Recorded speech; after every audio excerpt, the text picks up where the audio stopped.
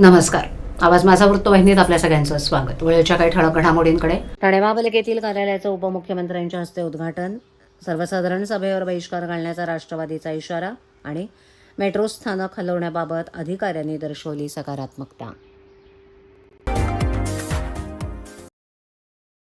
शिवसेनेच्या पक्ष कार्यालयातून नागरिकांचे प्रश्न सोडवण्याचं काम होईल असा विश्वास उपमुख्यमंत्री एकनाथ शिंदे यांनी पालिकेतील शिवसेना गटनेते कार्यालयाच्या उद्घाटन प्रसंगी व्यक्त केला.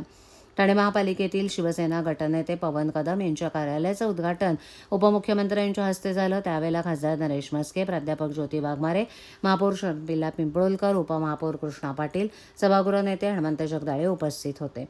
ठाण्यात सर्वाधिक नगरसेवक शिवसेनेचे निवडून आल्याबद्दल ठाणेकर नागरिकांचे आभार शिंदे यांनी मानले. पक्षाचं संख्याबळ वाढल्यामुळे आनंदाचं वातावरण असून बाळासाहेब ठाकरे यांचे विचार आणि धर्मवीर आनंद दिघे यांची शिकवण पुढे नेण्याचं काम शिवसैनिक करत आहेत. बाळासाहेब ठाकरे यांचं ठाण्यावर विशेष प्रेम होतं आणि ठाण्यानं शिवसेनेला मोठं करण्यामध्ये महत्त्वाची भूमिका बजावली. हे संपूर्ण महाराष्ट्रानं पाहिलं असल्याचंही त्यांनी नमूद केलं. तसंच नव्यानं निवडून आलेल्या नगरसेवकांना जुन्या नगरसेवकांनी मार्गदर्शन करावं असा सल्लाही उपमुख्यमंत्र्यांनी अनुभवी नगरसेवकांना दिलाय. उभाटा गटाचे खासदार नागेश पाटील आष्टीकर यांनी उपमुख्यमंत्री एकनाथ शिंदे यांची त्यांच्या निवासस्थानी येऊन भेट घेतली. त्याबद्दल माध्यमांनी बातम्या चालवल्याचं उपमुख्यमंत्री शिंदे यांना विचारलं असता राज्याचा उपमुख्यमंत्री म्हणून विविध पक्षांचे लोकप्रतिनिधी त्यांच्या मतदारसंघातील कामासाठी माझी भेट घेत असतात. त्यानुसार खासदार आष्टीकर यांनी माझी भेट घेतली होती. मात्र या भेटीचा कुणीही वेगळा अर्थ काढू नये अशी अपेक्षा शिंदे यांनी यावेळेला बोलताना व्यक्त केली. पवन कदम आपले गटनेते आहेत. त्यांनी आज बँड वगैरे गेटवर लावला.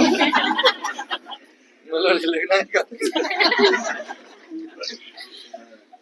म्हणजे आनंदाचं वातावरण आहे आणि बरेच दिवसापासून पक्ष कार्यालयाच्या उद्घाटनाची सर्व नगरसेवक आतुरतेने वाट पाहत होते आणि मी देखील आज सगळ्यांना धन्यवाद देतो. खरं म्हणजे हिंदू हृदय सम्राट बाळासाहेबांचे विचार, त्यांचे आशीर्वाद आणि धर्मवीर आनंद दिघे साहेबांचं जे काही शिकवण आहे आणि त्यांनी या ठाणे शहरासाठी, जिल्ह्यासाठी, महाराष्ट्रासाठी जे योगदान दिलेलं आहे आणि म्हणून या ठाण्याचा विकास धर्मवीर आनंद दिघे साहेबांच्या मार्गदर्शनाखाली सुरू झाला, याचा अभिमान आम्हाला आहे. बाळासाहेबांचंही प्रेम ठाण्यावर प्रचंड होतं आणि ते वेळोवेळी त्यांनी आपल्या भाषणामध्ये देखील सिद्ध केलेलं आहे आणि म्हणूनच या ठाण्याने शिवसेनेला मोठं केलं आणि ठाणे आणि शिवसेना एक आगळं वेगळं नातं, एक आगळं वेगळं समीकरण संपूर्ण महाराष्ट्राने पाहिलेलं आहे आणि म्हणून ठाणेकरांचं मी मनापासून अभिनंदन करतो. ठाणे महापालिकेत स्वीकृत सदस्य, स्थायी समिती, परिवहन समिती, शिक्षण समिती निवडीबाबत राज्य शासनानं दिशानिर्देशन दिले आहेत. मात्र पालिकेतील सत्ताधारी टाळाटाळ करतायत. आगामी महासभेत याबाबत निर्णय न घेतल्यास सर्वसाधारण सभेवर राष्ट्रवादी काँग्रेस शरदचंद्र पवार पक्षाचे नगरसेवक बहिष्कार घालतील असा इशारा राष्ट्रवादी काँग्रेस शरदचंद्र पवार पक्षाचे जिल्हाध्यक्ष मनोज प्रधान यांनी दिलाय. 15 जानेवारी 2026 रोजी पालिकेची सार्वत्रिक निवडणूक पार पडली. 16 जानेवारीला निकाल जाहीर करण्यात आला. त्यानंतर फेब्रुवारी आणि मार्चमधील सर्वसाधारण सभेत स्वीकृत सदस्यांची निवड करण्यात येणार होती. मात्र या निवडीस स्थगिती देण्यात आली आहे. पालिकेच्या सोबतच ज्या महानगरपालिकांच्या निवडणुका झाल्या आहेत त्या महानगरपालिकांमध्ये विशेष समित्या निवडण्यात आल्या आहेत.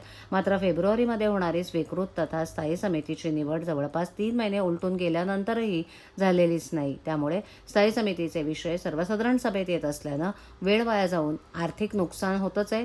शिवाय स्वीकृत सदस्य निवडले जात नसल्यानं अभ्यासू आणि तज्ज्ञ लोक सभागृहात स्थानापन्न होऊ शकत नाहीत.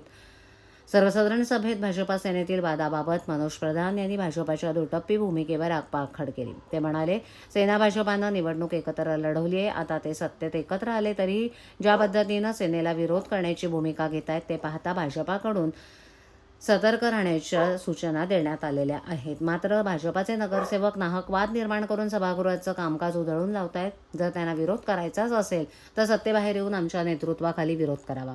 भाजपाच्या नगरसेविका नम्रता कोळी आणि आमच्या नगरसेविका पल्लवी जगताप यांनी महासभेचं थेट प्रक्षेपण करावं अशी मागणी केली आहे.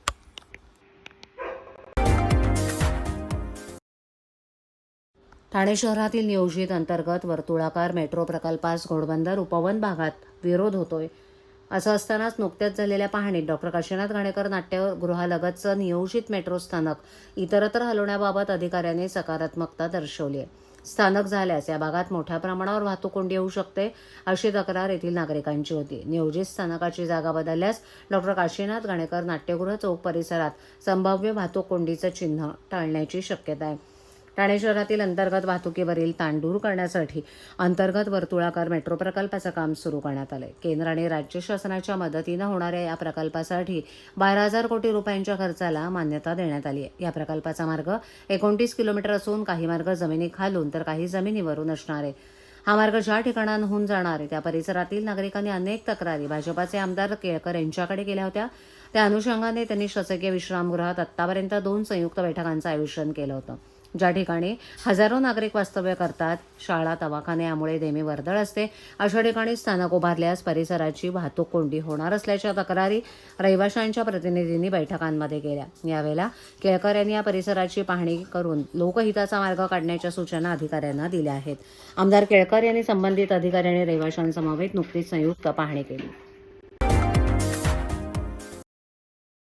ठाणे महापालिकेची महासभा शुक्रवारी मोठ्या गदारोळातच पार पडली. या महासभेत सत्तेतील शिंदेंची शिवसेना आणि भाजपामध्ये जुंपल्याचं दिसून आलं. महासभेत गोंधळ घातल्याप्रकरणी आणि राष्ट्रगीताचा अवमान केल्याचा आरोप करत भाजपा नगरसेवकांनी शिंदेंच्या शिवसेनेच्या नगरसेवकाविरोधात नौपाडा पोलीस ठाण्यात तक्रार अर्ज दिल्यानंतर शिवसेनेकडून पलटवार करत शिंदेंच्या शिवसेनेचे नगरसेवक मनोज शिंदे यांनी भाजपा नगरसेवकांवर महासभेत गोंधळ घालून महापौरांच्या अंगावर धावून कामकाजात अडथळा निर्माण केल्याचा आरोप करत त्यांना निलंबित करण्याची मागणी केली. तसंच पत्रच त्यांनी महापौर शर्मिला पिंपळोलकर यांच्याकडे दिलंय. तसंच सभागृहात राष्ट्रगीताच्या वेळेला भाजपाचे काही सदस्य उभे राहिले नसल्यानं संबंधितांवर गुन्हे दाखल करण्याची मागणी त्यांनी केली आहे. त्यामुळे महासभेत 232 विषयांवर चर्चा करायची की घोषणाबाजी करायची यावरच दोन्ही पक्षांचं राजकारण रंगलंय. प्रत्येक महासभेत भाजपा नगरसेवकांना बोलून दिलं जात नाही, नेहमी त्यांचा अवमान केला जातो. विरोधी पक्षातील नगरसेवकांपेक्षा आमच्या नगरसेवकांना कमी निधी दिला जातो. युती धर्म फक्त आपल्याकडूनच पाळला जातो, मात्र शिवसेना युती धर्म पाळत नाही अशी तक्रार भाजपाच्या नगरसेवकांनी प्रदेशाध्यक्ष रवींद्र चव्हाण हे ठाण्यात आले असता त्यांच्याकडे केली. त्यावेळेला भाजपा नगरसेवकांनी केलेली तक्रार मुख्यमंत्र्यांनी देवेंद्र फडणवीस यांच्यापर्यंत करण्यात येणार असल्याचं आश्वासन त्यांनी दिलं. त्यानंतर ठाणे महापालिकेतील शिंदेंच्या शिवसेनेच्या पक्ष गटनेता कार्यालयाच्या उद्घाटन प्रसंगी शिवसेनेचे मुख्य नेते उपमुख्यमंत्री एकनाथ शिंदे ठाणे महापालिकेत आले असता त्यांना याविषयी विचारलं असता भाजपा शिवसेना ही नैसर्गिक युती आहे, छोट्या मोठ्या कुरघोडी होतच राहतात अशी प्रतिक्रिया देत या प्रकरणावर पडदा टाकण्याचा प्रयत्न केला. मात्र दोन्ही पक्षातील नगरसेवकांकडून एकमेकांवर आरोप प्रत्यारोप काही केल्या कमी होत नसल्याचं दिसून आलंय. आम्ही पालिका निवडणुकीत एक हाती सत्ता आणली आहे, आमचं संख्याबळ जास्त आहे, आम्ही देखील स्वतंत्र लढलो असतो तर अजून चित्र वेगळं असतं अशी प्रतिक्रिया शिवसेना गटनेते पवन कदम यांनी दिली आहे. लढण्याची तयारी होती, मात्र महायुतीमध्ये लढावं लागलं, त्यामुळे तुमचं नुकसान कुठेतरी झालंय. 2017ला पण महायुती नव्हती, तेव्हाही स्वबळावर आम्ही लढलो होतो आणि तेव्हाही आमचे 23 नगरसेवक निवडून आले होते. जेव्हा आता आम्ही सर्व त्या 2017 पासून 2022 पर्यंत किंवा म्हणा आज 26 पर्यंत आम्ही स्वबळाच्या हिशोबाने तयारी केली होती. आणि तसं आमच्या सर्व त्या तात्कालीन नगरसेवक तसे जिल्हाध्यक्ष असतील, दोन्ही आमदार असतील आमचे केळकर साहेब आणखी डावकरे साहेब, या सगळ्यांचं मत होतं की आपण मैत्रीपूर्वक लढून आल्यानंतर आम्ही एकत्र येऊ. पण काही वरिष्ठांना ते नाहीये, वरिष्ठांनी सांगितलं की आपण युतीत जायचं, पण आम्ही युतीत गेलो. युती धर्म पाळला, सगळ्यांनी प्रामाणिक काम करून जिथे बीजेपीचे नगरसेवक होते तिथे ते निवडून, जिथे शिवसेनेचे होते तिथे बीजेपीच्या लोकांनी काम केलं, जिथे शिवसेने बीजेपीचे होते तिथे शिवसेनेच्या लोकांनी काम केलं. अशा प्रकारे जवळजवळ 108 नगरसेवक निवडून दिले 131 पैकी, म्हणजे स्पष्ट बहुमत ठाणेकरांनी दिलंय. पुढे असं चालावं असं आमचं मत आहे. पण जो ह्या 4 महासभेचा बघितला तर कल कुठेतरी वेगळा दिसतोय. मग त्याच्या कुठेतरी एक वाक्यता आली पाहिजे. काय विरोधी पक्ष बाकावरती नसला तरी आता भाजप सत्तेत असून देखील विरोधी पक्षाची भूमिका बजावते असं वाटतं. तेच तुम्हाला मगाशी म्हणालो, विरोधी पक्षनेते जे आहेत ज्या पद्धतीने ते त्यांचे पण विषय मांडतात. मग ती पाणी चोरीच्या विषयावर त्यांनी खूप आक्रमकता विरोधी पक्षनेत्यांनी मांडली, परंतु ते विषयाला धरून बोलतात. माझं आमचं म्हणणं तेच आहे की पटलावर जे विषय असतात, ठाणे शहराच्या सर्वांगीण विकासाकरता जे काही विषय आहेत त्या विषयावरती भारतीय जनता पार्टी आमचे शिवसेनेचे नगरसेवकही आक्रमक आहेत. तेही आपला विषय मांडताना आक्रमकतेने मांडतात. त्याच्यामुळे भारतीय जनता पार्टी विरोधी पक्षाची भूमिका बजावते असं म्हणण्यापेक्षा त्यांनी विकासासाठी प्रशासनाला धारेवर धरणं गरजेचं आहे. आणि आम्ही तुमच्या बरोबर आहोत ना सर्वजण. महापौर आहेत, जगदाळे साहेब आहेत आमचे, त्याच्यामुळे सर्वच नगरसेवक आहेत, सिनियर नगरसेवक पण आहेत सभागृहामध्ये, सर्व एकत्र आहेत. त्याच्यामुळे मला वाटत नाही की ते लोक विरोधी पक्षाची भूमिका बजावतात, पण ह्याच्या पुढे असं होणार नाही असं आम्ही दोघंही काळजी घेऊ. थँक्यू. कोलशेत येथील तरीचा पाडा परिसरात पुठ्ठ्याच्या गोदाम आणि एका वाहन दुरुस्ती दुकानाला भीषण आग लागल्याचा प्रकार उघडकीस आलाय. या आगीनंतर कोलशेत भागात धुराचे आणि आगीचे लोट निर्माण झाले होते. अद्याप तरी घटनेत कुणी जखमी नसल्याची माहिती ठाणे महापालिका आपत्ती व्यवस्थापन विभागाकडून देण्यात आली आहे. कोलशेत भागात मोठ्या प्रमाणावर गृहसंकुलं उभारली जात आहेत. त्याचप्रमाणे या भागातील काही ठिकाणी अनधिकृत गोदामांची संख्या देखील वाढते. काही क्षणात या आगीनं रौद्ररूप धारण केलं. धुराचे लोट हवेत पसरल्यानं प्रदूषण देखील वाढलं.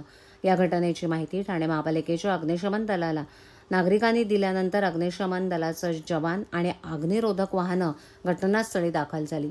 ही आग पसरत असल्यानं आगीवर नियंत्रण मिळवताना जवानांना अडचणी येत होत्या. सकाळी 9:30 नंतरही आगीवर नियंत्रण मिळवणं शक्य झालं नाही.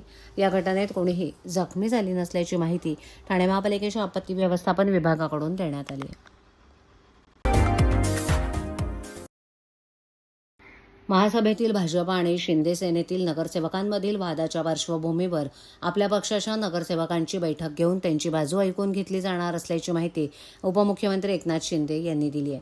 भाजपाचे प्रदेशाध्यक्ष रवींद्र चव्हाण यांनी रविवारी नगरसेवकांची बैठक घेऊन भाजप आणि शिंदे सेनेतील नगरसेवकांमधील वाद वरिष्ठ पातळीवर सोडवला जाईल अशी ग्वाही दिली होती. ठाणे महापालिकेतील शिंदे सेनेच्या पक्ष कार्यालयाचं उद्घाटन उपमुख्यमंत्र्यांच्या हस्ते करण्यात आलं. ते म्हणाले, काही गोष्टींवरून कुरबुरी असू शकतात, मात्र त्या दूर केल्या जातील. आमची युती आहे, त्यामुळेच या उद्घाटनाच्या कार्यक्रमाला देखील भाजपाचे उपमहापौर आणि इतर पदाधिकारी आले आहेत. शिवसेनेला ठाण्यानं पहिली सत्ता दिली. स्वर्गीय आनंद दिघे यांनी ठाणे जिल्ह्यासाठी विशेष योगदान दिले. बाळासाहेब ठाकरे यांचं देखील ठाण्यावर विशेष प्रेम होतं असं ते म्हणाले. जुन्या नगरसेवकांनी आता नवीन नगरसेवकांना सामावून घेत विकास कसा करायचा हे शिकलं पाहिजे. नाहीतर जुने नगरसेवक आपल्याच वॉर्डचा विकास करत बसतील, तर ते तसं करू नका. ठाणेकरांच्या विश्वासाला तडा जाऊ देऊ नका असंही त्यांनी स्पष्ट केलं. दरम्यान स्थायी समितीसह इतर समित्या देखील मार्गी लावल्या जातील असंही ते म्हणालेत. सगळं मार्गी लागेल.